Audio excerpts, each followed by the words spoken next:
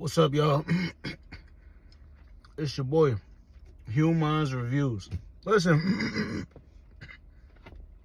right now, I'm eating some, hold on.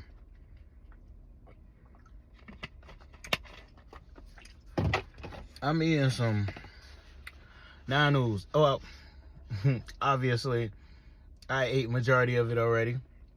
I'm a little late. But I just wanted to do a review on it. Also, if y'all like the t-shirt, make sure y'all tap in with Humonz. Back to the review. The fries is crunchy, the cheese is bussin'.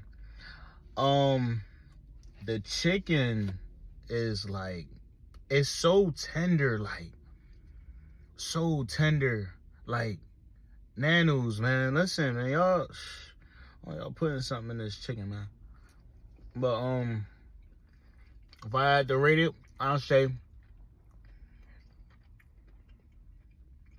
for me, 9.5. For me, 9.5. And the reason why I rated a 9.5 is because it's not really salty. Like, I mean, that's a good thing, right? But I feel like it's missing a little bit of salt, like just a little bit. But other than that, hey, bustin'. Shout out to Nanos. Tap in with Nanos.